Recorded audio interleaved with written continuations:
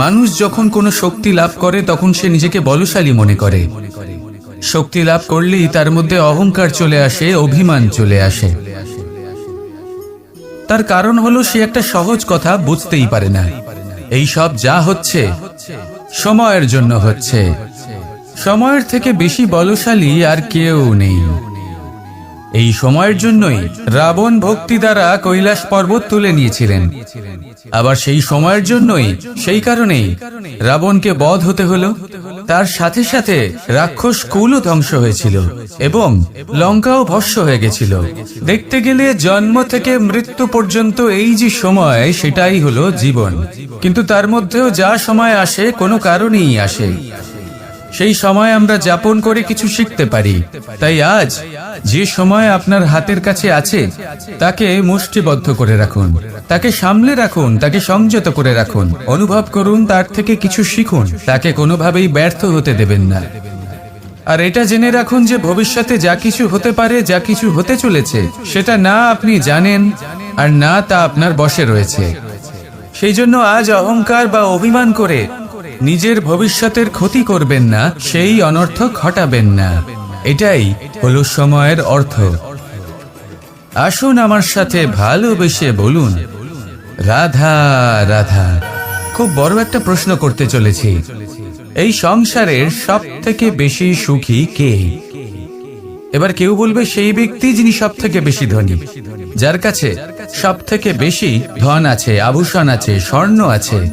কেউ বলবেন কোন রাজ্যের রাজা, কারণ তিনি শাসন করতে পারেন, তার আদেশ ছাড়া কোনো কাজ সম্ভব নয়, ইত্যাদি ইত্যাদি। এর উত্তর যদি আমি দিই তাহলে এটুকুই বলবো, সংসারের সব থেকে সুখী ব্যক্তি হলেন তিনি যিনি সন্তুষ্ট।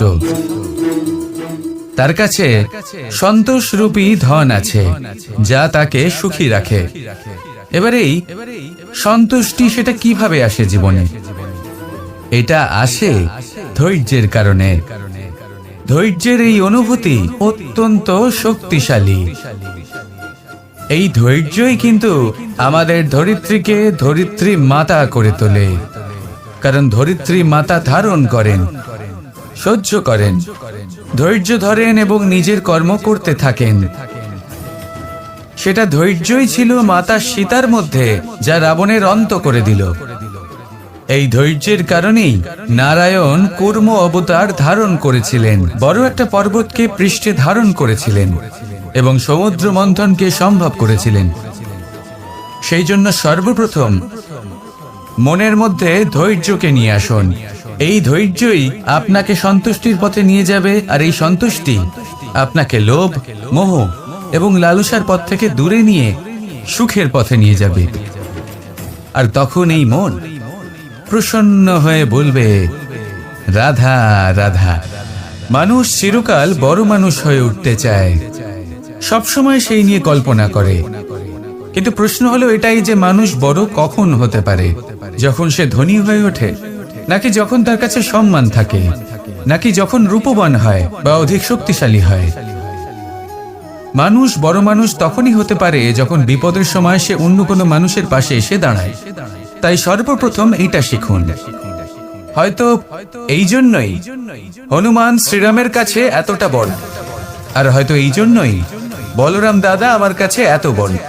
যদি আপনিও জীবনে বড় হয়ে উঠতে চান, তাহলে কারোর সাথে তার দুঃখের সময়, তার সংকটের সময় তাকে সঙ্গ দিন আর পাশে এসে দাঁড়ান। এই মন প্রসন্ন হয়ে বলবে, রাধা রাধা। আমাদের জীবনে আমরা যখনই এমন কোনো মানুষের সাথে পরিচিত হই যে বয়সে, পদে এবং আর্থিক দিক থেকে আমাদের থেকে পিছিয়ে, তখন আমরা সবাই খুব হীন নজরে তাদের দিকে দেখি। মনেই করি না যে সেই ব্যক্তির নিজস্ব একটা অস্তিত্ব রয়েছে, তার নিজেরও একটা মাহাত্ম্য রয়েছে। আমাদের মনেই হয় না যে আমাদের সামনে দাঁড়িয়ে থাকার যোগ্যতা আছে তাদের। চলুন আপনাকে একটা প্রশ্ন করি, শূন্যের নিজস্ব মূল্য কোথায়? আপনি বলবেন কিছুই না। শূন্যের আবার নিজস্ব মূল্য কোথায়? কিন্তু যখন এই শূন্যই কোনো সংখ্যার সাথে এসে যুক্ত হয়ে যায়, কোনো অঙ্কের সাথে এসে যুক্ত হয়ে যায়, তখন তার মূল্য অনেক গুণ বৃদ্ধি পায়, অর্থাৎ এই শূন্যের মূল্য অবশ্যই আছে। আর আমাদের জীবনেও এমন কিছু ব্যক্তি থাকেন, তাদের দেখে মনে হয় যে এদের কোনো মূল্যই নেই, কিন্তু যখন এই ব্যক্তি কারোর সাথে এসে জুড়ে যান, তখন তার মূল্য সেই ব্যক্তির বৃদ্ধি ঘটায়। এই সংসারে এমন কোনো ব্যক্তি নেই যার কোনো মূল্য নেই। যদি আমরা ধনুকের কথা বলি, তাহলে তার জন্য একটি দড়ির প্রয়োজন হয়, যেটি প্রত্যঞ্চা হিসেবে ব্যবহৃত হয়। যদি প্রত্যঞ্চা না থাকে, তাহলে ধনুকের কোনো মূল্যই থাকে না। যদি প্রত্যঞ্চা না থাকে, তাহলে ধনুকের অস্তিত্ব অসম্পূর্ণ থেকে যায়। এই সংসারে যে কোনো ব্যক্তি হোক বা যে কোনো বস্তু হোক, প্রত্যেকের নিজস্ব একটি মূল্য আছে। তার সম্মান করুন, সামনে অগ্রসর হন, আর আমার সাথে ভালোবেসে বলুন, রাধা রাধা। যদি আপনি নিজের জীবনে প্রকৃত বন্ধু নির্বাচন করতে চান, তাহলে তার আগে দর্পণ আর ছায়া, এই দুইয়ের বিশেষত্বের বিষয়ে জানাটা অত্যন্ত প্রয়োজনীয়। দর্পণ কি করে থাকে? যখনই আপনি দর্পণের দিকে তাকাবেন, ও শুধুমাত্র আপনাকে সত্যের সাথে অবগত করাবে, ও আপনাকে কখনো মিথ্যে বলবে না। সেখানেই যদি ছায়ার কথা বলি, তাহলে দেখুন ছায়া কি করে। সব সময় আপনার সাথে থাকে, কখনো আপনার সঙ্গ ত্যাগ করে না। এবার আপনার জীবনে যদি এমন কোনো বন্ধু আসে যে সব সময় আপনাকে সত্য কথা বলবে, আপনার অপগুণের বিষয়ে যদি আপনাকে বলে কিন্তু তাও সে সত্যিই বলবে, তাহলে তার উদ্দেশ্য কিন্তু আপনাকে দুঃখ দেওয়া নয়। সে আপনার অজ্ঞানতা, আপনার ভ্রম দূর করতে চায়। যদি আপনি কোনো অনুচিত পথে চলতে থাকেন, তাহলে সে আপনাকে বাধা দিতে চায়। আর যদি সেই মিত্রই ছায়া সঙ্গীর মতো হয়, সে কখনোই সুখ দুঃখে আপনার সঙ্গ ত্যাগ করবে না। তার উদ্দেশ্য হলো সবসময় আপনাকে রক্ষা করা। তাই এরকম দর্পণ বা ছায়ার মতো কোনো বন্ধু যদি আপনার জীবনে আসে, তাহলে তাকে কোথাও যেতে দেবেন না। সে আপনার জীবনকে সুখময় করে তুলবে। আর যদি আপনার জীবনে উপস্থিত বন্ধু এমন না হয়, তাহলে তাকে নিজের থেকে দূরে করে দেওয়াই বাঞ্ছনীয়। তাহলে দর্পণ আর ছায়ার মতো প্রকৃত এবং ভালো বন্ধুকে নিজের জীবনে স্থান দিন, আর আমার সাথে ভালোবেসে বলুন, রাধা রাধা। জল হলো জীবনের আধার। যদি জল না থাকে, এই সংসারের জীবনের কোনো অস্তিত্ব নেই। এই জল হলো শুদ্ধ, পবিত্র। কিন্তু যখন এই জল পরিবেশের সংস্পর্শে আসে, তখন ধুলো, ময়লা, কাদা এবং অন্যান্য বস্তু দ্বারা এই জল পূর্ণরূপে দূষিত হয়ে যায়। এবার যদি এই জলের শুদ্ধিকরণ করতে হয়, তাহলে আমরা এই জলকে অস্থির হতে দিই না, তাকে স্থিরভাবে রেখে দিই। আর সেটা করলে সেই জল নিজে থেকেই সকল অশুদ্ধি ত্যাগ করে দেয়, নিজে থেকেই নিজেকে শুদ্ধ করে তোলে। এটা কিন্তু আমাদের মনের সাথেও হয়ে থাকে। এই সংসারে এত সমস্যার সম্মুখীন হয়েও কোথাও না কোথাও আমাদের এই মন মলিন হয়ে যায়। এতে নেতিবাচক ভাব জাগ্রত হয়। সেই মুহূর্তে আপনি কোনোভাবে রাগ করবেন না, মন খারাপ করবেন না, তাড়াতাড়ি কোনো সিদ্ধান্ত নেবেন না, কোনো প্রতিক্রিয়া দেবেন না। শুধু নিজের এই মনকে শান্ত করে রাখবেন, শান্ত মনে দিন যাপন করবেন। যদি এটা করেন, তাহলে আপনি নিজে থেকেই বুঝতে পারবেন যে কি কি অশুভ ভাব আপনার মধ্যে জাগ্রত হয়েছে আর কি কি শুভ চেতনা আপনাকে জাগ্রত করতে হবে। আপনি নিজে থেকেই এমন পথ খুঁজে পাবেন যার দ্বারা এই অশুদ্ধি আপনি ত্যাগ করতে পারবেন। আসুন আমার সাথে ভালোবেসে বলুন, রাধা রাধা। প্রারম্ভ শূন্যের দ্বারা হয়ে থাকে, তা সে ব্রহ্মাণ্ডই হোক, পৃথিবী হোক, আদি ইত্যাদি হোক। সবাই নিজের অস্তিত্ব শূন্য থেকে লাভ করে। এই শূন্য যার নিজের কোনো অস্তিত্ব নেই, কিন্তু সে সকলকে অস্তিত্ব দান করে থাকে। আমাদের এই শূন্যের মতো হতে হবে। যে আমাদের সাথে যুক্ত হবে, তাদের অস্তিত্ব অনেক বেশি প্রখর হবে, বিশাল হবে, শ্রেষ্ঠ হবে। কিন্তু যেই আমরা তাদের থেকে দূরে যাব, তারা আমাদের উপস্থিতির আভাস পাবে, আমাদের গুরুত্ব বুঝতে পারবে। শূন্যই হলো সূত্রপাত, শূন্যই হলো সমাপ্তি। শূন্যকে কেউ যতই ছোট মনে করুক, কিন্তু এই শূন্য অত্যন্ত গুরুত্বপূর্ণ। তাই এই শূন্যের মতো হয়ে উঠুন আর আমার সাথে ভালোবেসে বলুন, রাধা রাধা। এই জীবন আসলে কি? আমরা কারা? আমাদের অস্তিত্ব আসলে কি? পঞ্চতত্ত্ব দ্বারা নির্মিত আমাদের এই শরীর, আর এর মধ্যে পরমাত্মার একটি অংশ আত্মারূপে বসবাস করে। আর যখন এই জীবন সমাপ্ত হবে তখন আমাদের আবার এই পঞ্চতত্ত্বের মধ্যে বিলীন হয়ে যেতে হবে। এটাই সত্য। এবার অনেক মানুষ আছেন এমন অনেক চেষ্টা করতে থাকেন এমন কর্ম করার যাতে এই সংসার তাদের চিরস্মরণীয় করে রাখবে।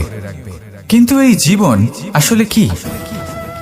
সেই সময় যখন আমরা নিঃশ্বাস নিই, আমাদের হৃদস্পন্দন হয়, আমরা যে মুহূর্তগুলো যাপন করি, এবার এই মুহূর্তগুলিতে আমরা কি করব সেটা অত্যন্ত গুরুত্বপূর্ণ।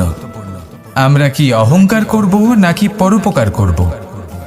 এই সৃষ্টিকে বেঁধে রাখার চেষ্টা করব নাকি নিজেকে উন্নত করে তোলার চেষ্টা করব? এটাই শিক্ষা যে বল হোক বা কায়া, এর প্রতি আমাদের না অহংকার করা উচিত আর না মোহ। শুধু প্রত্যেকটা মুহূর্ত প্রেমময় হয়ে বাঁচুন আর ভালোবেসে বলুন রাধা রাধা। প্রয়াস, পরিশ্রম, এই শব্দগুলি শুনতে হয়তো ছোট মনে হয়, কিন্তু এর মূল্য অনেকটাই অধিক।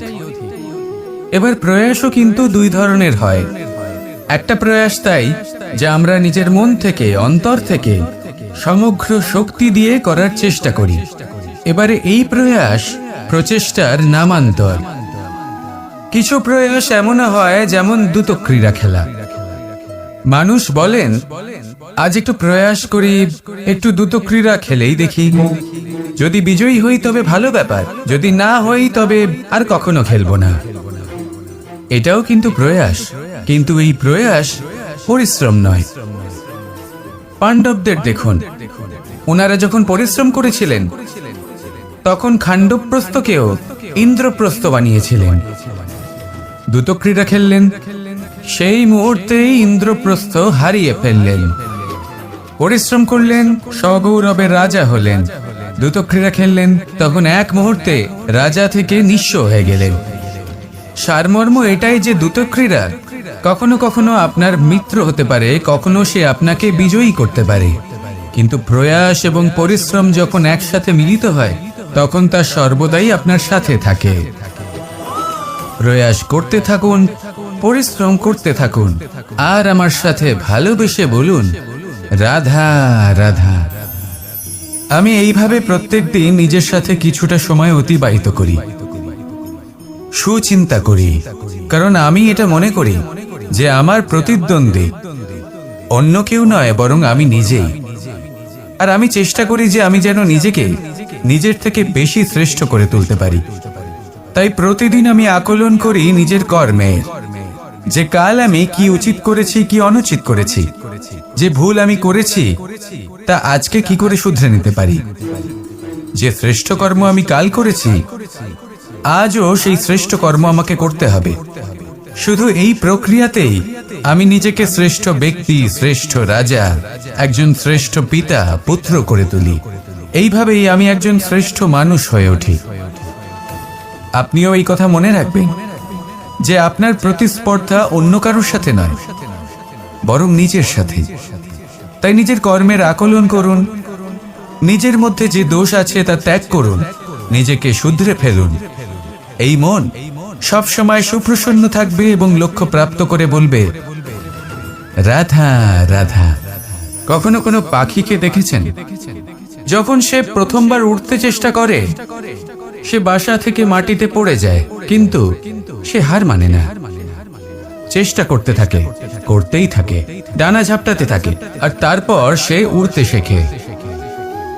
গোল শালগ্রাম শিলাকে দেখুন, পর্বত থেকে খসে পড়ে, ধাক্কা খায়, জলের প্রবাহ দ্বারা ঘর্ষিত হয়, তারপরে তা শালগ্রামে পরিণত হয়।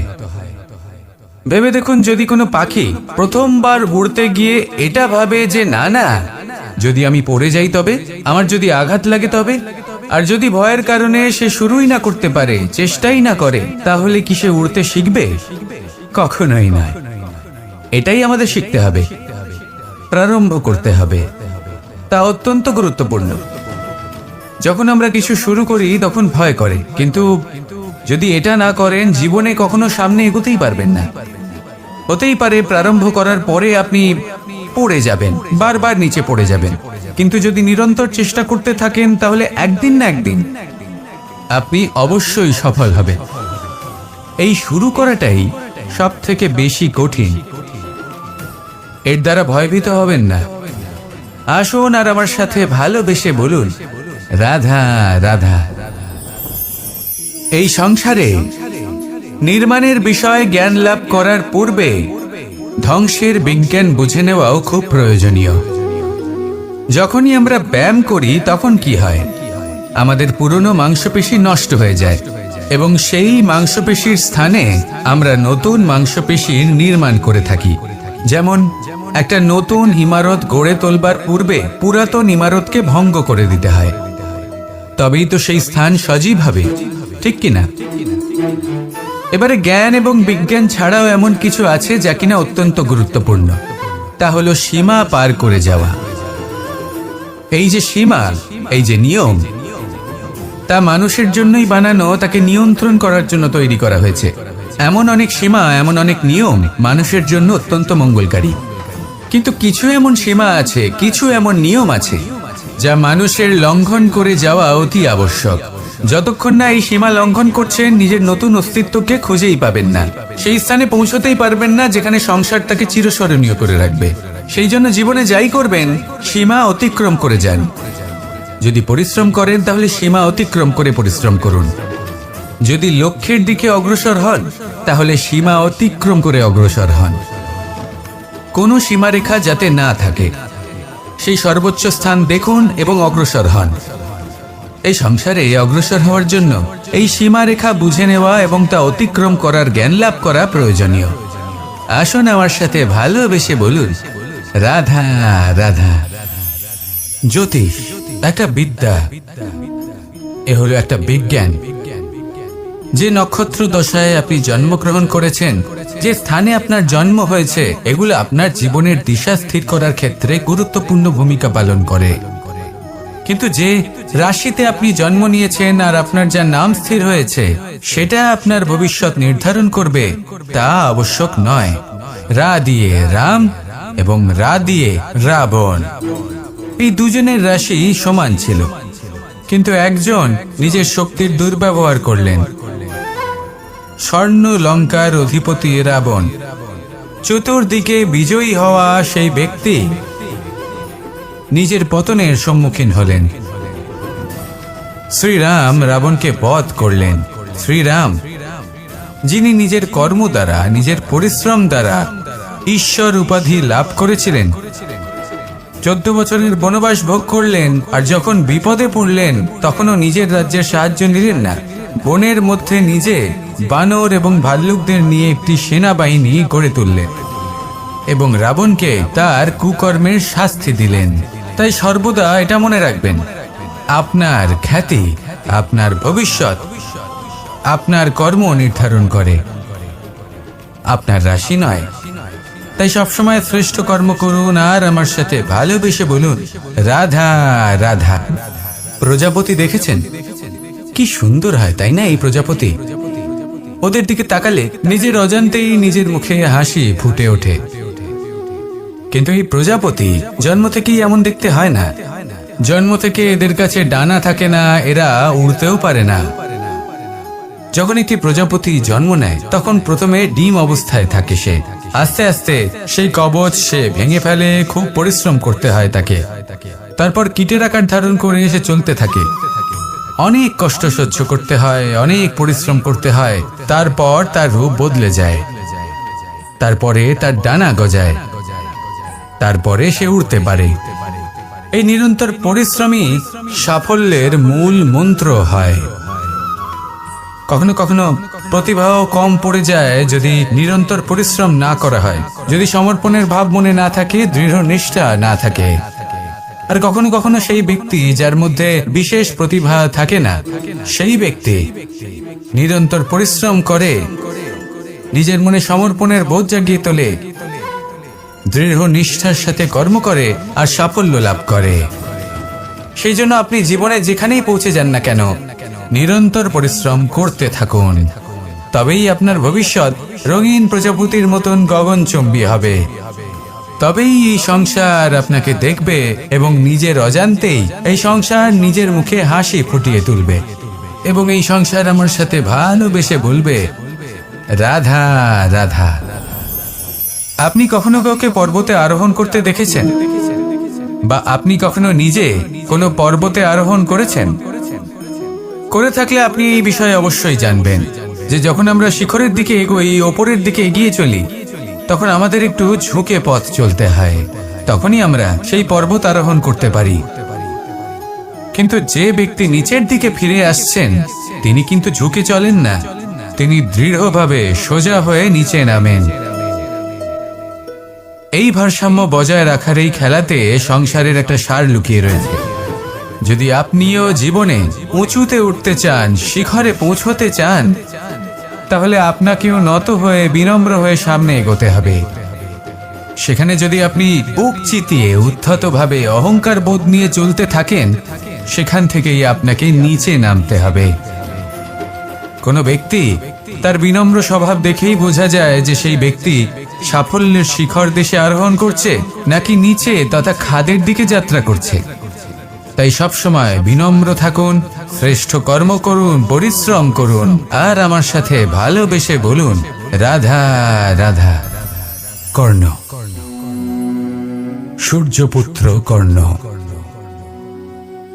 স্বয়ং সূর্যের পুত্র, দেবী কুন্তীর প্রথম পুত্র। সেই কর্ণ যার একটি বাণ আমার রথকে, সেই রথ যার উপর মহাবলী অর্জুন বিরাজমান ছিলেন, যার পতাকায় স্বয়ং হনুমান ছিলেন, সেই রথকে তার একটি বাণ ধসিয়ে দিতে পেরেছিল। দৈব কবচ কুণ্ডলধারী কর্ণ, সেই কর্ণ যুদ্ধক্ষেত্রে নিজের সমাপ্তির সম্মুখীন হলেন। কারণ কি ছিল? নির্বাচন। দুর্যোধনের সাথে বন্ধুত্ব রাখার জন্য তার অনুচিত কর্মে কোনোদিন কোনো প্রতিবাদ করেননি, তাকে সঙ্গ দিয়েছেন এই নির্বাচন। যখন দ্রৌপদীর বস্ত্রহরণ হচ্ছিল, তখন তাকে বাধা দেওয়ার বদলে নীরব থাকার নির্বাচন, তার বিরোধিতা কখনো না করার নির্বাচন, এই নির্বাচনই কারণ হয়ে দাঁড়ালো কর্ণের পতনে। এই সংসারে সবার উপকার আপনি স্বীকার করতে পারেন, তাকে সম্মানও করতে পারেন, কিন্তু তার সামনে এতটাও নত হবেন না যে নিজের অন্তর্মনের কথাটা আপনি শুনতে না পান। নির্বাচন যদি ধর্মসঙ্গত হয়, তবেই তা শুভ হয়। আসুন আমার সাথে ভালোবেসে বলুন, রাধা রাধা। মানুষ ছোট হোক বা বড়, রাজা হোক বা দরিদ্র, সমস্ত মানুষের মধ্যে একটা সামঞ্জস্য থাকে। সমস্ত মানুষের কাছে তার প্রশংসা অত্যন্ত গুরুত্বপূর্ণ।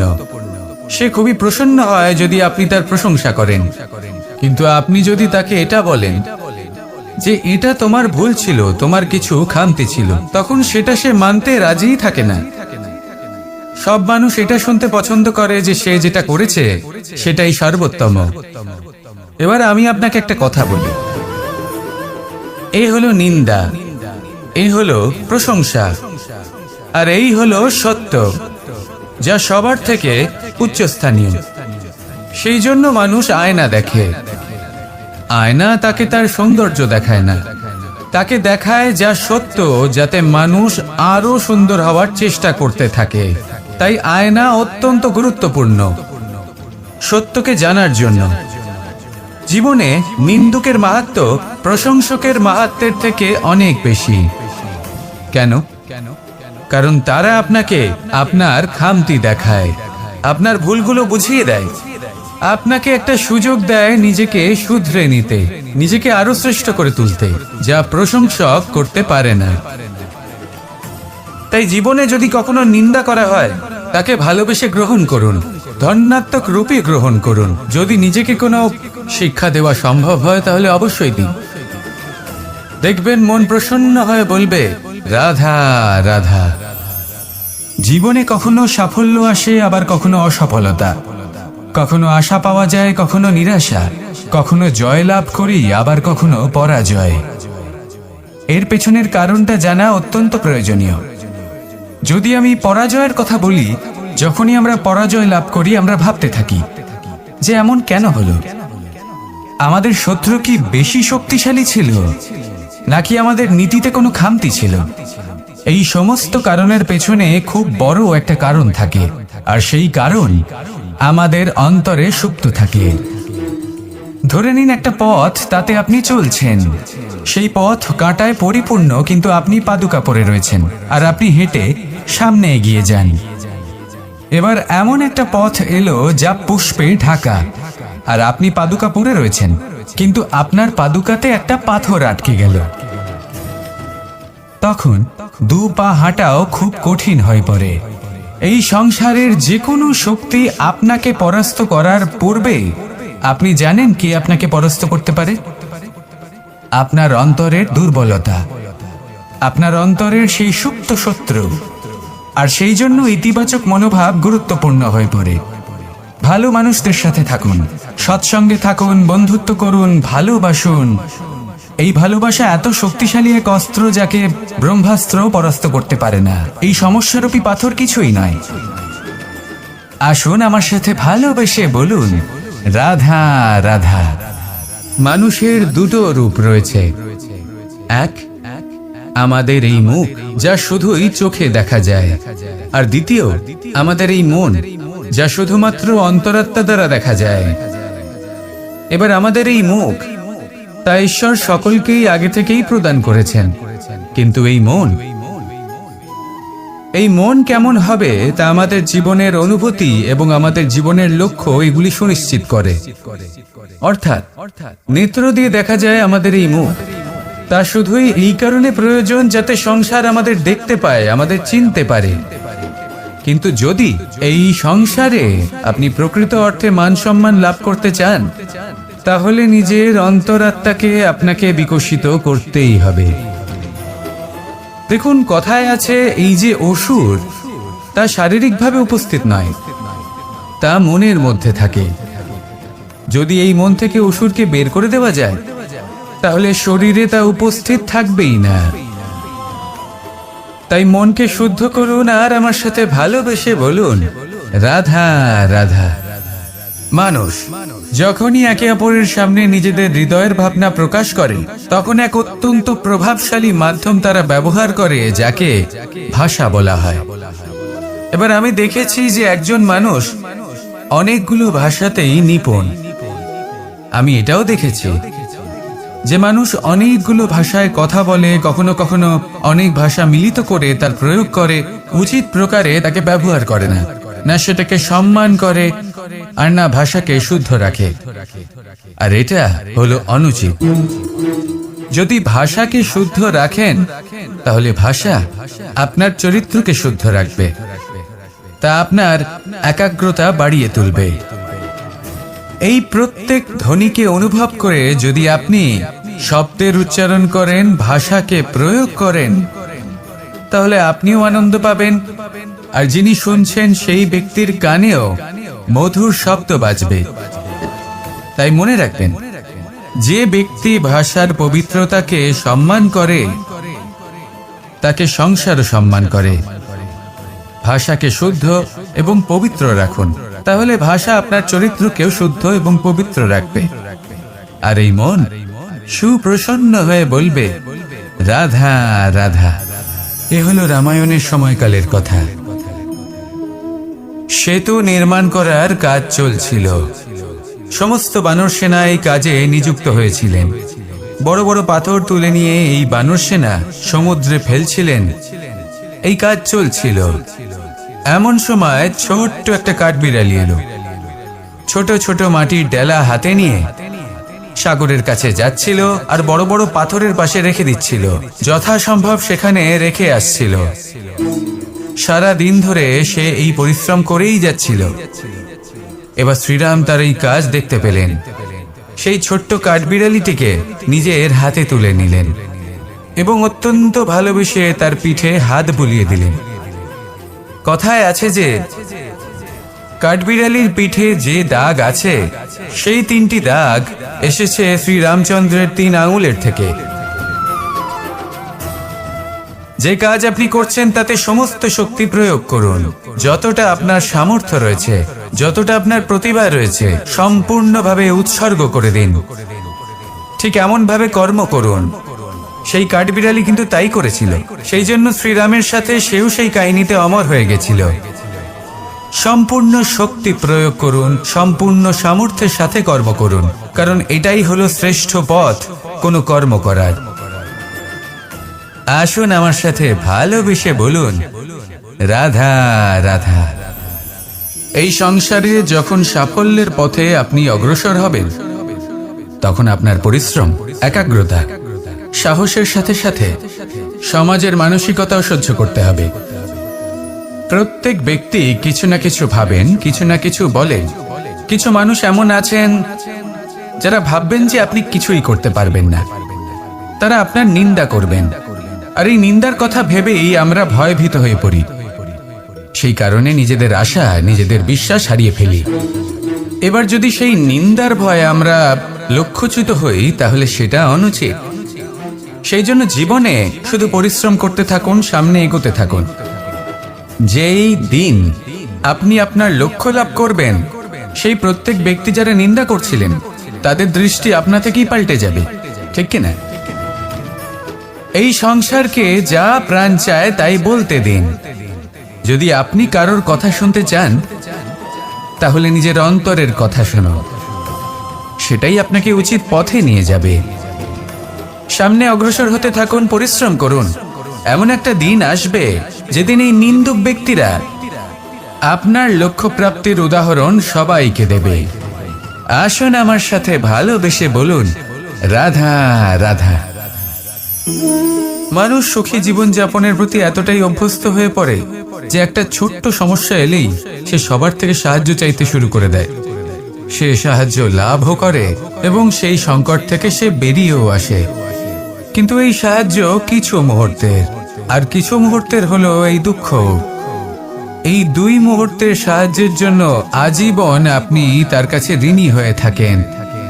আর মানবিকতার খাতিরে আপনার মনে কৃতজ্ঞতা জেগে ওঠে। আর সেই কৃতজ্ঞতা বোধ হলো যে আপনি কখনো সেই ব্যক্তিকে ছাপিয়ে যেতেই পারবেন না। সেই জন্য জীবনে সবসময় চেষ্টা করবেন নিজেকে প্রস্তুত রাখতে, সেই সব সমস্যার জন্য, সেই সব বাধার জন্য যেগুলো আপনার জীবনে আসতে পারে। ততক্ষণ সাহায্য চাইবেন না যতক্ষণ না অন্য কোনো পথ না থাকছে। সাহায্য চাওয়া অনুচিত নয়, কিন্তু সাহায্য চাইলে এবং সাহায্য পেলে আপনি আজীবন কৃতজ্ঞ এবং ঋণী হয়ে থাকবেন। আর তারপর একদিন আপনি পরিবর্তন দেখতে পাবেন যে কিভাবে আপনি ছোট ছোট সমস্যার জন্য সাহায্য না চেয়ে বড় বড় সমস্যার সম্মুখীন হতে প্রস্তুত হয়ে গেছেন। এটাই হলো সংসারের নীতি। এটাই পালন করুন আর আমার সাথে ভালোবেসে বলুন, রাধা রাধা। এমন অনেক মানুষ আছেন যারা আমাকে ভগবানের পরিভাষা জানতে চান, যে ভগবান আসলে কি, তিনি কেমন। এবার দেখুন, ভগবান হোক বা আপনার স্বপ্ন হোক বা আপনার লক্ষ্য হোক না কেন, সেই লক্ষ্য তখনই পূর্ণ হয়, তখনই তাকে লাভ করা সম্ভব যখন আপনার দৃষ্টিভঙ্গি মঙ্গলময় হয়। যখন আপনি নিজে মনে করবেন যে আমি যেটা পেতে চাইছি তা শুভ। উদাহরণস্বরূপ, কোনো পাখিকে দেখুন, সে গাছের ডালে বসে এবং সেখানেই বিশ্রাম করে, কিন্তু পড়ে না। কেন? কারণ ওর বিশ্বাস যে যে শাখার উপরে ও বসে আছে সেটাই হলো ওর বাসস্থান। যদি আপনি বিশ্বাস করেন তাহলে আপনি পাথরের মধ্যেও ভগবান দর্শন করতে পারবেন। আর যদি বিশ্বাস না থাকে, তাহলে যদি ভগবান সামনে দাঁড়িয়েও থাকে তবেও আপনার বিশ্বাস হবে না। তাই বিশ্বাস করতে শিখুন। এই বিশ্বাসের আধারেই আপনি সেই সব কিছু পাবেন যা আপনি পেতে চাইছেন। আসুন আমার সাথে ভালোবেসে বলুন, রাধা রাধা। গুরু, যিনি পথ দেখান, আমাদের জীবনে অত্যন্ত গুরুত্বপূর্ণ, অত্যন্ত আবশ্যক। কিন্তু কিছু মানুষ মনে করেন যে গুরুর কোনো প্রয়োজন নেই, কারণ এই সমগ্র জ্ঞান মানুষের অন্তরেই নিহিত রয়েছে। এবার প্রশ্ন এটাই, যদি সমস্ত জ্ঞান মানুষের অন্তরে নিহিত থাকে তাহলে গুরুর কি প্রয়োজন? আর যারা আজ পর্যন্ত গুরুকে মেনে এসেছেন তারা কি অনুচিত করেছেন? এর উত্তর আমি আপনাকে দেব একটা উদাহরণ দ্বারা। একটা কাঠ যা জ্বলনশীল, জ্বলনের ঊর্জা তার অন্তরে নিহিত রয়েছে, কিন্তু তার জ্বলনের জন্য বাইরে থেকে একটা অনুঘটকের প্রয়োজন হয়। এই অনুঘটকই হলেন আপনার গুরু। উত্তাপ যা একটা কাঠকে জ্বালাতে পারে, সেই উত্তাপ হলো গুরুর প্রচেষ্টা। যদি সেই গুরুই না থাকে, তার প্রচেষ্টাই না থাকে, তাহলে সেই সমস্ত জ্ঞান যা মানুষের অন্তরে নিহিত তা ব্যর্থ হয়ে যাবে। যদি আপনার সাথে আপনার গুরু থাকেন, আপনার পথ প্রদর্শন করেন, আপনার অন্তরের জ্ঞানকে বাইরে নিয়ে আসতে পারেন, তাহলে তাকে সম্মান করুন আর আমার সাথে ভালোবেসে বলুন, রাধা রাধা। असतो मा सद्गमय, तमसो मा ज्योतिर्गमय, मृत्युर्मा मृतंगमय। জ্ঞান সেটাই যা অসত্য থেকে সত্যের পথে চালিত করে। প্রকাশ সেটাই যা অন্ধকার থেকে আলোর পথে নিয়ে আসে। জীবন সেটাই যা মৃত্যু থেকে অমরত্বের পথে নিয়ে যায়। এবার এই তিনটে, জ্ঞান, জীবন এবং প্রকাশ, একই রকম। শূন্য থেকে এর উৎপত্তি হয় এবং আস্তে আস্তে আপনার জীবনে বিস্তার লাভ করে। এবার আমরা এটাই ভাবি যে কেমন করে এই তিনটিকে আগলে রাখা যায়।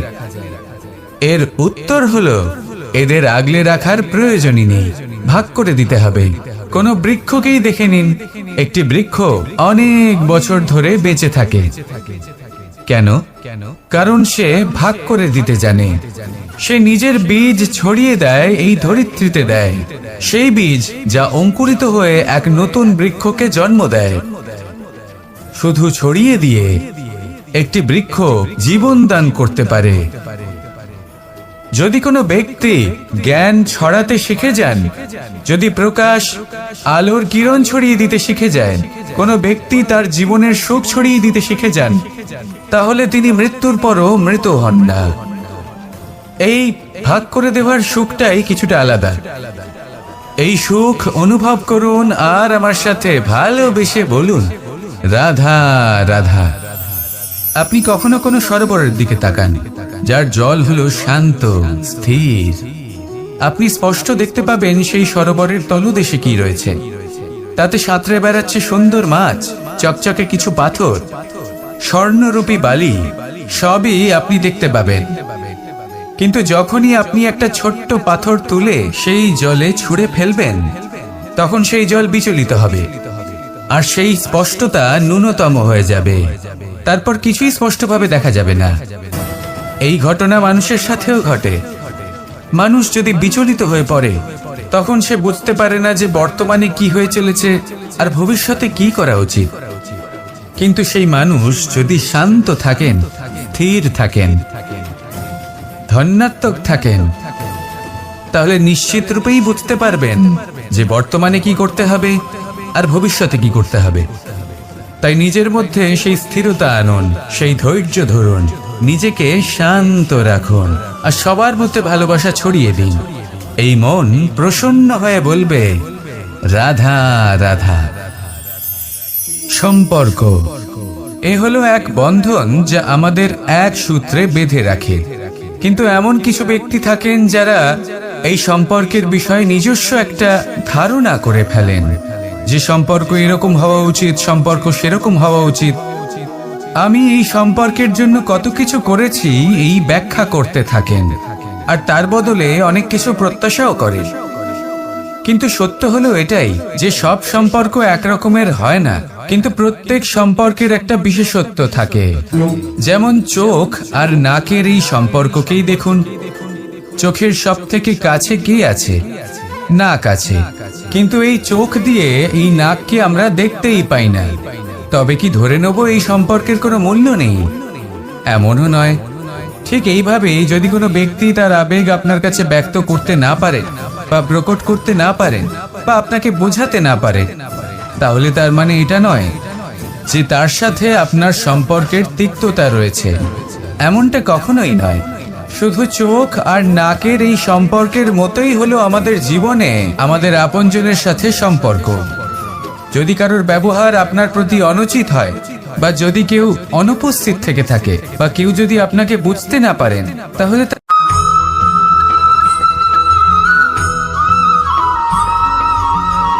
এ হলো ছোট একটা শব্দ, কিন্তু এর প্রভাব অত্যন্ত বৃহৎ হয়ে থাকে। আর সব থেকে বড় সমস্যা হলো মানুষ আজ অবধি বুঝতেই পারেনি যে এই অহংকারের বাস্তব রূপ কিরকম।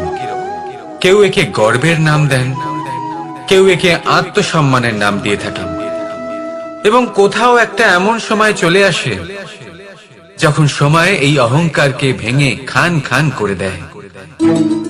আর তখন না গর্ব আপনাকে বাঁচাতে পারে, না আপনার আত্মসম্মান। এখন যদি আপনাকে উদাহরণ দিই, তাহলে যেখানে আপনি বসে আছেন সেই ঘরেই ওপরে তাকান, সেই ছাদের দিকে। যদি এই ছাদ অহংকার করতে থাকে যে দেখো, আমি তো সব থেকে উঁচু জায়গায় আছি, আমার চেয়ে ওপরে আর কেউ নেই, আমি এই ঘরে থাকা সমস্ত ব্যক্তিকে ছায়া প্রদান করি, যদি এই অহংকার এসে যায়, তাহলে কি গর্ব হোক, আত্মসম্মান হোক, এর দ্বারা আপনার কোনোভাবেই কোনো লাভ হবে না। তাহলে এই অহংকারকে ত্যাগ করুন আর আমার সাথে ভালোবেসে বলুন, রাধা রাধা। কখনো কোনো বৃক্ষকে দেখেছেন? এই ধরিত্রী থেকে ততটুকুই জল নেয় যতটুকু তার প্রয়োজন। কোনো প্রাণীকে দেখুন, এই প্রকৃতি থেকে ততটুকুই খাবার গ্রহণ করবে যতটুকু তার খিদে রয়েছে, খিদে মিটে গেলে আর খাবে না। এবার মনুষ্যকে দেখুন, সে নিজের জীবনে যা কিছু পেয়েছে, বস্তু, ধন, খাবার, শক্তি, প্রয়োজনের থেকে অনেক বেশি লাভ করার চেষ্টা করে থাকে। প্রয়োজনের থেকে বেশি যদি পেয়েও যায়, তাহলেও তার কম মনে হয়। এবার এরকম ঠিক কেন হয়? এর পেছনের কারণ কি? কারণ হলো লোভ। লোভের আগুন কিছু এমন হয়, যদি মানুষের মনে একবার প্রজ্বলিত হয়, তাহলে শুধু বাড়তেই থাকে। ততক্ষণ বাড়বে যতক্ষণ না আপনি নিজে তাকে বাধা দিচ্ছেন। তবে এই লোভের আগুন নিয়ন্ত্রণ করা সম্ভব। পরিমিতিবোধ, পরিমিতিবোধের চিন্তা। আপনাকে শুধু নিজেকে একটা সরল প্রশ্ন করতে হবে। যখনই মনের মধ্যে কোনো বস্তুর প্রতি, শক্তির প্রতি, ধনের প্রতি, আর এই মন প্রসন্ন হয়ে বলবে রাধা রাধা। পরিচ্ছন্নতা। বর্তমানের এই প্রজন্ম আগের প্রজন্মের এই যে অতি শুদ্ধতার অভ্যেস ছিল, তা নিয়ে ঠাট্টা করে, তাকে মূর্খতা মনে করে। বুঝতেই পারে না কেন। আমাদের মা, ঠাকুমা, দিদিমা, এদের দেখেছি সকালে উঠে সবার আগে স্নান করেন। কেন? বুঝতেই পারে না। কেন কথায় কথায় বারান্দা, উঠোন পরিষ্কার করা হয়? বুঝতেই পারে না। অনেক মানুষজন এটাকে ধার্মিক এবং অন্ধবিশ্বাস বলে, কিন্তু যদি আমি আপনাকে সত্যি কথা বলি, প্রত্যেক ধর্ম বিজ্ঞানসম্মত। প্রত্যেক কাজের পেছনে বৈজ্ঞানিক সত্যতা লুকিয়ে রয়েছে, কিন্তু প্রত্যেক মানুষ সেই নিয়ে কতটা ভাবেন, কতটা বোঝেন, আর কি পদক্ষেপ নেন, তা হলো আলাদা এবং অত্যন্ত গুরুত্বপূর্ণ, কিন্তু তা হলো বিজ্ঞানসম্মত। আজও যখন আমি আগে বাড়ি যাই, মা সবার আগে আমার হাত পা ধুয়ে দেন, তারপর সবকিছু। তাই আপনি পরিচ্ছন্ন থাকুন, তাহলে আপনি সুস্থ থাকবেন। তখনই আপনার মনে ভক্তিভাব আসবে, তখনই এই সমগ্র সংসারকে সামলানোর শক্তি অর্জন করতে পারবেন। তাহলে পরিচ্ছন্ন থাকুন, সব ভালো থাকবে। রাধা রাধা। ধর্ম। আমরা সকলে ধর্মের বিষয়ে কথা বলি, কখনো নিজের ধর্মের বিষয়, আর কখনো অন্যের ধর্মের বিষয়। কখনো আমরা অধর্ম দেখলে সেই বিষয়ে কথা বলি। অনেক রকম আলোচনা হয়, কিন্তু এই ধর্ম আসলে কি, সেটা কি কেউ বোঝে? যদি আমি আপনাকে উত্তর দিই, এই উত্তর সরল। ধর্ম হলো তাই যা মানুষকে অন্য মানুষের সাথে, সমস্ত বিশ্ব সংসারের সাথে আনন্দ সহকারে বাঁচতে শেখায়। সেই জন্য আপনি যদি কখনো কোনো ধর্মীয় স্থানে যান, সেই ধর্মীয় স্থানে গিয়ে আপনার শান্তির অনুভূতি হয়। তাই না? কিন্তু দেখুন, ধর্মের জ্ঞান থাকলেই সেই মানুষ ধর্মের পথে চলতে পারবে এমন কোনো কথা নেই।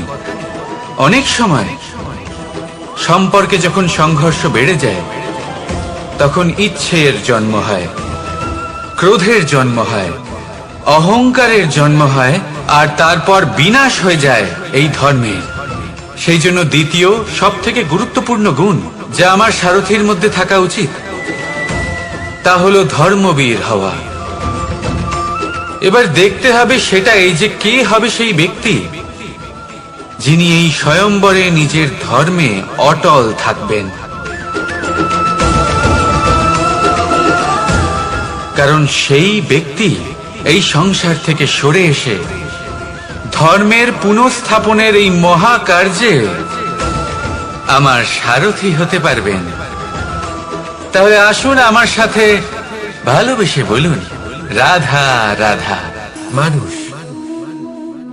মানুষ কতটা শক্তিশালী হয়, তার কতটা সামর্থ্য রয়েছে, সে কতটা প্রতিভাশালী হয়, এটা হয়তো বলার কোনো দরকারই নেই। আজকের দিনে সবাই জানে যে মানুষ কি না করতে পারে। মানুষ চাইলে সবকিছু করতে পারে। মানুষ যদি চায় মাছের মতো জলে সাঁতার কাটতে পারে। মানুষ যদি চায় হিমালয়ের মাথা নত করতে পারে। মানুষ যদি চায় সমুদ্র থেকে মুক্ত সংগ্রহ করতে পারে। মানুষ যদি চায় তাহলে আকাশের পাখির মতো বিচরণ করতে পারে। মানুষ চাইলে সব কিছু পেতে পারে। সে জ্ঞান, সম্পত্তি, পরিবার, সাফল্য, সবকিছু। যদি কিছু থাকে যেটা সে গ্রহণ করতে চায় না, সেটা হলো তার দোষ। আর আমার সাথে ভালোবেসে বলুন, রাধা রাধা। ধৈর্য। এই ধৈর্য কি কোনো গুণ, কোনো অনুভূতি, কোনো দৃষ্টিভঙ্গি? আমার জন্য ধৈর্য এক বাহন। আপনি হয়তো ভাবছেন, এ কেমন বাহন? বাহন তো ঘোড়া হতে পারে, হাতি হতে পারে, উটও হতে পারে, কিন্তু ধৈর্যকে বাহন বানানো মানে? চলুন আপনাকে একটা কথা বোঝাই। পৃথিবীতে এমন কোনো বাহন নেই যে তার আরোহীকে আছড়ে ফেলেনি। সেটা উট হোক বা হাতি হোক বা ঘোড়া হোক, চলতে চলতে কখনো নড়বড় করেই বসে। তারপর সেই আরোহী এই ধৈর্যের সাহায্যে আরোহণ করে দেখুন কিভাবে এই বাহন আপনাকে আপনার গন্তব্যে পৌঁছে দেবে। রাধা রাধা। ভগবান প্রত্যেক কঠিন পরিস্থিতিতে এই নামই আছে যা আমাদের উপায় দিয়ে থাকে। ব্যক্তি যান, ভগবানের পুজো করেন, আরাধনা করেন, ব্রত পালন করেন, মন্দিরে যান, পুজো পাঠ করেন, ভগবানকে জাগিয়ে তোলেন। আর তারপর শুরু হয় সমস্ত প্রশ্ন। হে ভগবান, আমার সাথে এরকম কেন হচ্ছে? কেন আমারই জীবনে এত দুঃখ আছে? আমি কিভাবে এর সম্মুখীন হব? আমাকে কেন এত কষ্ট ভোগ করতে হচ্ছে? হে ভগবান, আমি কি করব? আমাকে সাহায্য করুন, কোনো রাস্তা দেখান। আপনার মধ্যেই তো আছে রাধা রাধা। বিপদ আপদ আপনাকে সন্ত্রস্ত করে রাখতে পারে, কিন্তু এই বিপদ প্রত্যেকের জীবনে কোনো না কোনো কারণে থাকে। এটা আপনাকে দেখায় যে আপনার মধ্যে কি খামতি রয়েছে, কেন রয়েছে। এই বিপদ হলো সেই মাধ্যম যার দ্বারা আপনি নিজের দুর্বলতাকে নিজের শক্তিতে পরিবর্তন করতে পারেন। একটা ফুলের দিকে তাকান। একটা ফুল তার বুকে যখন একটা সূচ বিধে এপার ওপার হয়ে যায়, শুধু তখনই আমাদের প্রভুর জন্য ফুলের মালা তৈরি করা যায়। সেই জন্য কখনোই বিপদকে ভয় পাবেন না, তার থেকে দূরে পালাবেন না, একে স্বাগত জানান। বোঝার চেষ্টা করুন এই বিপদ কেন আছে। যদি বিপদকে বুঝতে পারেন তবেই জীবনকে বুঝতে পারবেন। যদি জীবনকে বুঝতে পারেন তবে এই বিপদকে সম্পদে পরিণত করতে পারবেন। আসুন আর আমার সাথে ভালোবেসে বলুন, রাধা রাধা। পরিকল্পনা অত্যন্ত গুরুত্বপূর্ণ, এটা আমাদের জীবনে অত্যন্ত আবশ্যক। এটা আমাদের জীবনে কিন্তু এই পরিকল্পনা ঠিক কতটা হওয়া উচিত, অর্থাৎ এই পরিকল্পনার সম্পর্কে কতটা চিন্তা করা উচিত, কতটা ভবিষ্যতের বিষয়ে চিন্তা করা উচিত। এবার দূরদর্শিতা অত্যন্ত বিশিষ্ট গুণ মানব জীবনে, কিন্তু দূরদর্শিতায় এতটাও মগ্ন হওয়া উচিত নয় যে কাছের জিনিসগুলোই নজরে না পড়ে। আজকের কথা বাদ দিয়ে শুধুই ভবিষ্যৎ নিয়ে চিন্তা করা অনুচিত। এবার দেখুন, পরিকল্পনা করুন, কিন্তু তার থেকে বেশি উপভোগ করুন। এই মুহূর্ত সম্পর্কে অবগত নয়, কিন্তু ভবিষ্যতের কথা আমরা চিন্তা করতে থাকি। রাধা রাধা। মানুষ ছোট হোক বা বড়, রাজা হোক বা দরিদ্র, সমস্ত মানুষের মধ্যে একটা সামঞ্জস্য থাকে। সমস্ত মানুষের কাছে তার প্রশংসা অত্যন্ত গুরুত্বপূর্ণ। সে খুবই প্রসন্ন হয় যদি আপনি তার প্রশংসা করেন, কিন্তু আপনি যদি তাকে এটা বলেন যে এটা তোমার ভুল ছিল, তোমার কিছু খামতি ছিল, তখন সেটা সে মানতে রাজিই থাকে না। সব মানুষ এটা শুনতে পছন্দ করে যে সে যেটা করেছে সেটাই সর্বোত্তম। এবার আমি আপনাকে একটা কথা বলি, এ হলো নিন্দা, এ হলো প্রশংসা, আর এই হলো সত্য, যা সবার থেকে উচ্চ তুলতে, যা প্রশংসক করতে পারে না। তাই জীবনে যদি কখনো নিন্দা করা হয়, তাকে ভালোবেসে গ্রহণ করুন, ধন্যাত্মক রূপে গ্রহণ করুন। যদি নিজেকে কোনো শিক্ষা দেওয়া সম্ভব হয় তাহলে অবশ্যই দিন।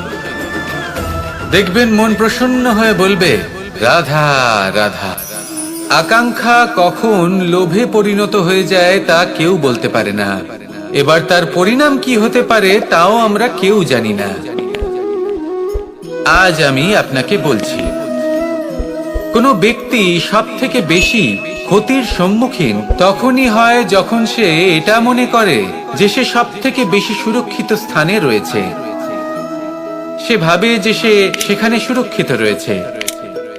সে তখন অসাবধান হয়ে পড়ে, আর তখনই তাকে জীবনের সব থেকে বড় ক্ষতির সম্মুখীন হতে হয়।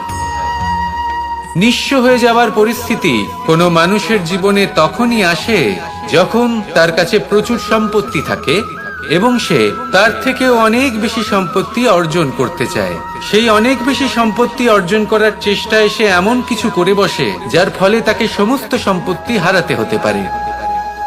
একজন রচনাকার নিজেই নিজের প্রতিভা একদম শেষ করে দিতে পারে যখন সে অনেকগুলো কাজ নিজের কাঁধে নিয়ে নেয়।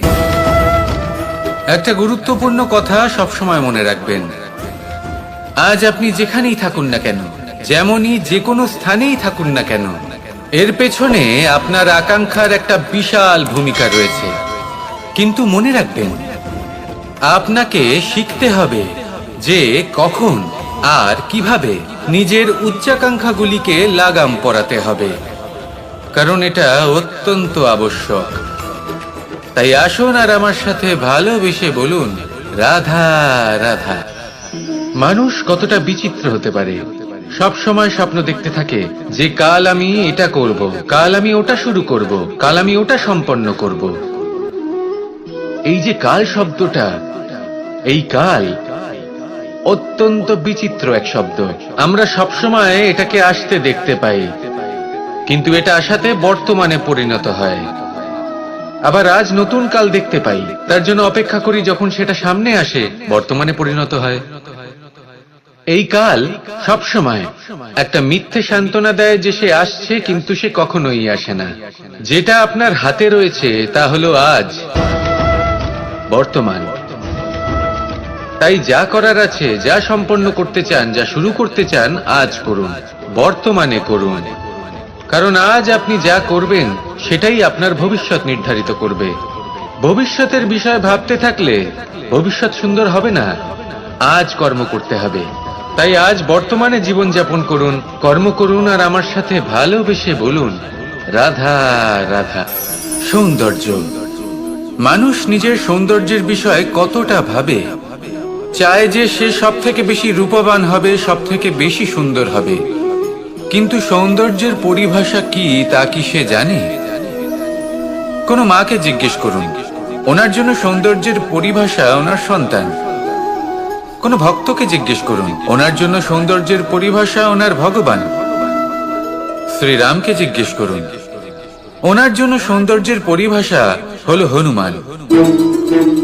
ভাঙা হানু, ফুলে যাওয়া মুখ, দেখতে গেলে উনি বানর, লম্বা লেজ, এত নিরীহ যে ওনাকে অমূল্য মালা দিলে সেটা ছিঁড়ে তার ভেতরে শ্রীরামকে খুঁজছিলেন। কিন্তু ওনার ভাবনা কত সুন্দর। উনি এটা বিশ্বাস করেন যে সংসারের যতই মূল্যবান জিনিস দিয়ে এই মালা তৈরি করা হোক না কেন, যদি এর মধ্যে শ্রীরাম না থাকেন, বলবে রাধা রাধা। আমরা সকলেই কামনা করি, আমরা সবাই সেটা প্রাপ্ত করতে চাই যে আজ পর্যন্ত কেউ প্রাপ্ত করেনি, সেটা পেতে চাই যে আজ পর্যন্ত কেউ পেতে পারেনি। অঙ্কুর আপনি লাভ করবেন।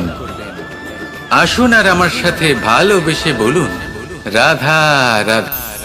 মানুষের মানসিকতা এমন হয় যে সে যতটা করে আশা করে যে তার থেকে অনেক বেশি তার বদলে সে পাবে। দেখুন, সবকিছুই আপনার ভাবনা চিন্তার উপর নির্ভর করছে। আপনি যদি ফলের বিষয়ে ভেবে কর্ম করতে থাকেন তাহলে সেটা অনুচিত। জীবনের আসল আনন্দ হলো নিজের কর্ম করতে থাকা, ফলের চিন্তা করা উচিত নয়।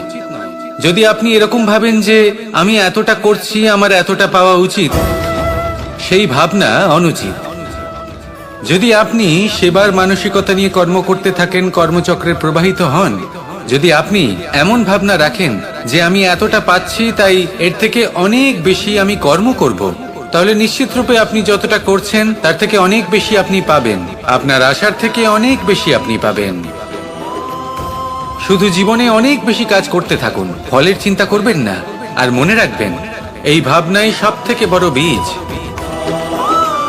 কর্মের উপর বিশ্বাস রাখুন, জীবনে যা যা আপনি চান সবই সুখময় হবে। আসুন আর আমার সাথে ভালোবেসে বলুন রাধা রাধা। ধন মানুষের জীবনের সব থেকে বড় প্রয়োজনীয়তা লাভ করবেন। তাহলে আসুন আর এই প্রসন্নতার সাথে বলুন রাধা রাধা। মানুষের জীবনে সবসময় কিছু না কিছু ঘটে চলেছে। কখনো ভালো কিছু ঘটে, আবার কখনো দুর্ঘটনা ঘটে।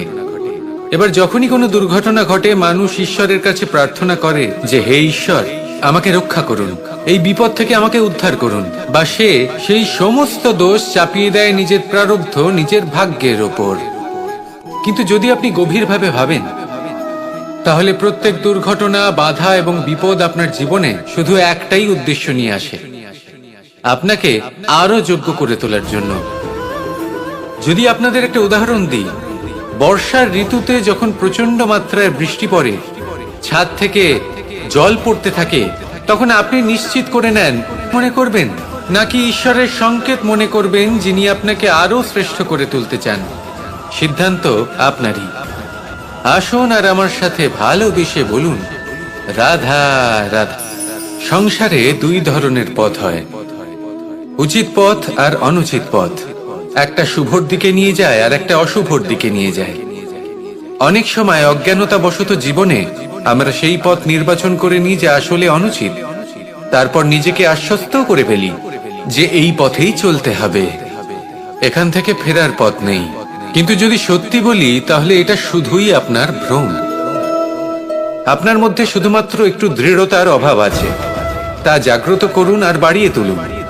আপনি দেখবেন এই সংসারে এমন কোনো পথ নেই যেখান থেকে ফিরে আসা সম্ভব নয়। এমন কোনো মানসিকতা নেই যা বদলানো সম্ভব নয়। যদি আজ এই মুহূর্তে আপনার মনে হয়ে থাকে যে আপনি কোনো অনুচিত পথে আছেন আর আপনি কোনো শুভ পথে যেতে চান, তাহলে ওখান থেকে ঘুরুন আর ফিরে আসুন। আবার সেই মোড়ে ফিরে আসুন আর সেই পথ নির্বাচন করুন যা আপনার জন্য শুভ। একটু সময় অবশ্যই লাগবে, কিন্তু নিশ্চিত রূপে আপনার উদ্দেশ্য এবং আপনার গন্তব্য এই দুই অনেক শ্রেষ্ঠ হয়ে উঠবে। তাহলে আসুন আর আমার সাথে ভালোবেসে বলুন রাধা রাধা। কোনো গাছের গায়ে লেগে থাকা ফলকে দেখুন, সে কতটা সুখী অনুভব করে, কতটা সুরক্ষিত অনুভব করে। তার যে খাবারের প্রয়োজন পড়ে তা সে গাছের শিকড় থেকে পেয়ে যায়। গাছের শাখা, ডাল তাকে সাহায্য করে থাকে, পাতা তাকে আশ্রয় দেয়, ওকে ছায়া প্রদান করে। কিন্তু সেই ফল যদি ওখানেই থাকে তাহলে কি হবে? উচিত হবে না, ওই ফলকে ছেড়ে পড়ে যেতে হবে, মাটিতে পড়তে হবে, সেটা ফেটে যেতে হবে, নিজের বীজকে মাটির নিচের অন্ধকারে পৌঁছে দিতে হবে। তারপর সে রূপ পাল্টাবে আর এক অঙ্কুরে রূপান্তরিত হবে, অঙ্কুর যা বৃক্ষে রূপান্তরিত হবে, বৃক্ষ যা অনেক ফলকে জন্ম দেবে। সেইভাবেই আপনি জীবনে যদি মহান কিছু করতে চান, শ্রেষ্ঠ কোনো কাজ করতে চান, তাহলে আপনাকে সুরক্ষা ক্ষেত্র থেকে বেরিয়ে আসতেই হবে আর কর্ম করতে হবে। দেখুন, সোনাকেও কুন্দন হবার জন্য তপ্ত হতে হয়, আপনাকেও মহান হবার জন্য কর্ম তো করতেই হবে। তাই কর্ম করুন, মহান হয়ে উঠুন, আর আমার সাথে ভালোবেসে বলুন, রাধা রাধা। কখনো কোনো চাতক পাখিকে দেখেছেন? কথায় আছে যে বছরে মাত্র একবার সে তার তৃষ্ণা মিটিয়ে থাকে, আর তাও আকাশে ভেসে থাকা মেঘের দ্বারা ঘটানো বৃষ্টির জলের ফোঁটা থেকে।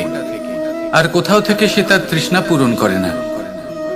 সারা বছর সে নিদারুণ গরম সহ্য করে, তীব্র শীতও সহ্য করে, শুধু এই আশা নিয়ে যে বছরে একবার অন্তত সেই মেঘের ঘন ঘটা হবে, বৃষ্টি হবে, আর সে তার তৃষ্ণা নিবারণ করবে।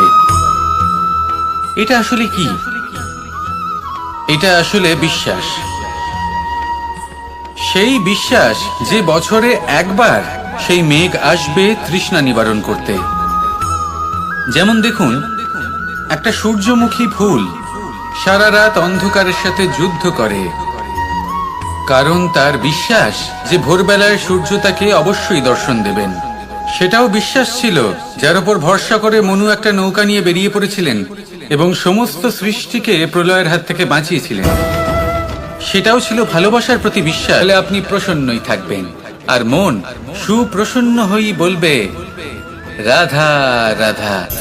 সংসারের বিভিন্ন ক্ষেত্রে আপনি অনেক কিছুই দেখতে পাবেন, যে কোনো খেলা, কোনো নাটক দেখতে পাবেন, কেউ কোনো খেলা খেলছে তা দেখতে পাবেন, আর দর্শকগণ এই দেখে অত্যন্ত আনন্দ লাভ করেন, হাততালি দিতে থাকেন, প্রশংসা করতে থাকেন, নিজের অন্তরের উৎসাহ প্রকাশ করতে থাকেন।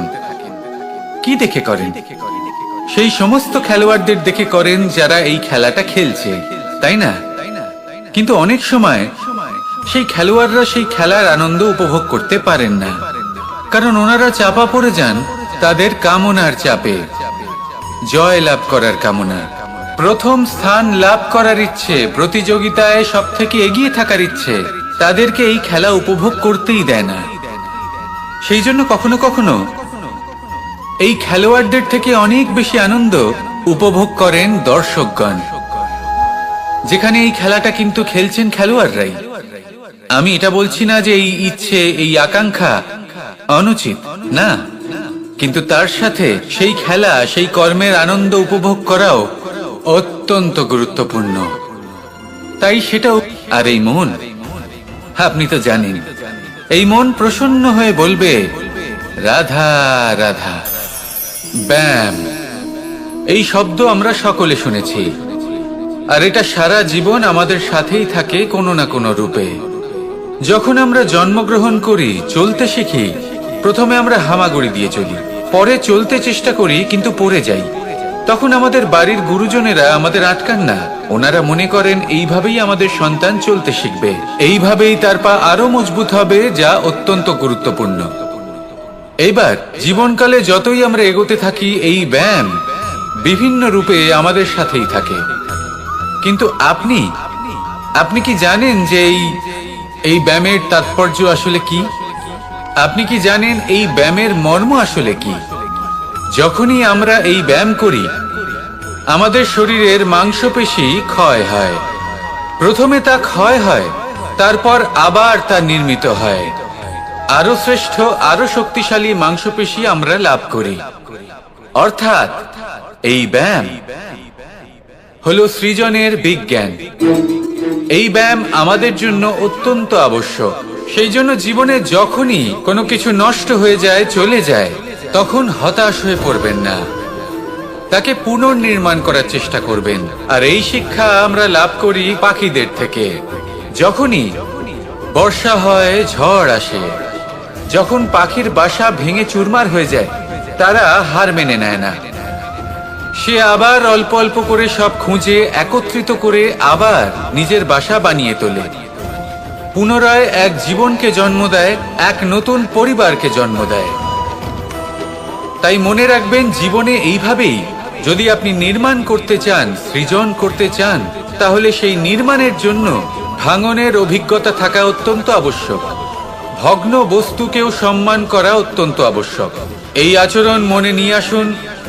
মন প্রসন্ন হয়ে বলবে, রাধা রাধা। মানুষ যখন কোনো শক্তি লাভ করে তখন সে নিজেকে বলশালী মনে করে। শক্তি লাভ করলেই তার মধ্যে অহংকার চলে আসে, অভিমান চলে আসে। তার কারণ হলো সে একটা সহজ কথা বুঝতেই পারে না। এই সব যা হচ্ছে সময়ের জন্য হচ্ছে। সময়ের থেকে বেশি বলশালী আর কেউ নেই।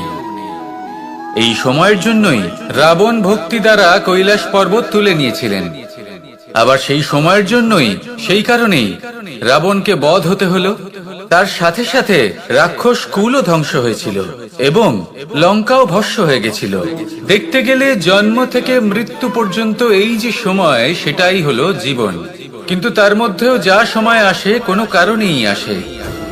সেই আসুন আমার সাথে ভালোবেসে বলুন, রাধা রাধা।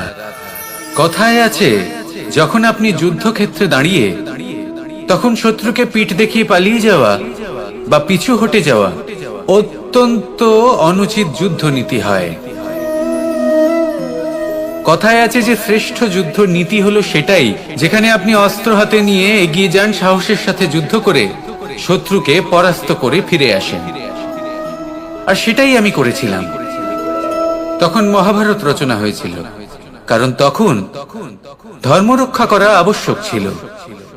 কিন্তু এমনও একটা সময় ছিল যখন আমি যুদ্ধ থেকে পালিয়েছি, কারণ তখন প্রজাদের সুরক্ষা বেশি গুরুত্বপূর্ণ ছিল।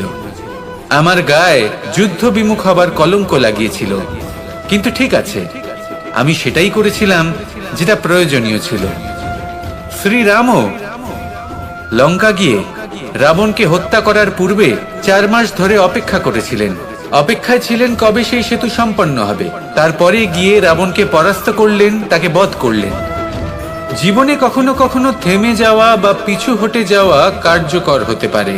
এটা প্রত্যেক সময়ের উপরে নির্ভর করে। শত্রু যে কেউ হতে পারে, যখন খুশি আক্রমণ করতে পারে। কোনো মানুষ হতে পারে, আবার কোনো দানবও হতে পারে। আমাদের নিজেদের মানসিকতা হতে পারে, কোনো অসুখ হতে পারে, মহামারীও হতে পারে। সেক্ষেত্রে সেটাই করুন যেটা উচিত মনে হয়। দেখুন, প্রত্যেকবার নারায়ণ তো আপনাকে সাহায্য করতে আসবেন না। অনেক সময় মানুষকে নিজেকেই সেই বাধার সম্মুখীন হয়ে তাকে পরাস্ত করতে হয়। আর এমনিতেও কথায় আছে যে প্রত্যেক নরের মধ্যে নারায়ণ আছেন।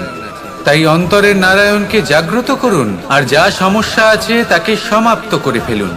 তা সে যতই পিছু হটে করতে হোক না কেন। আসুন আর আমার সাথে ভালোবেসে বলুন, রাধা রাধা।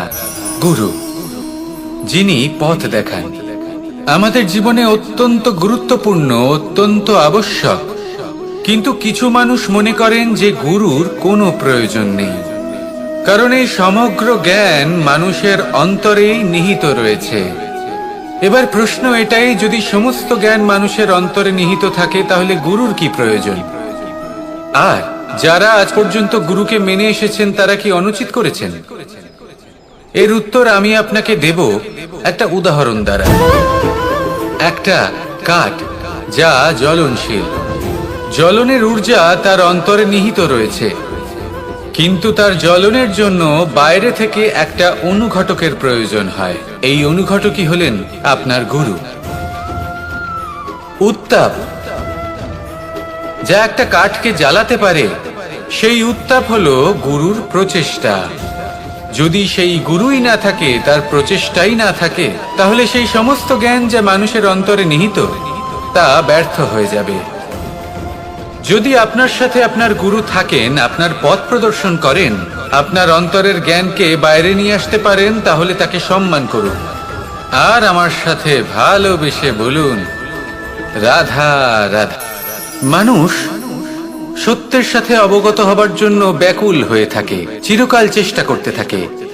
জন্ম থেকেই তার মনে এই ইচ্ছে জাগ্রত হয় সত্যিটা কি সেটা জানতে।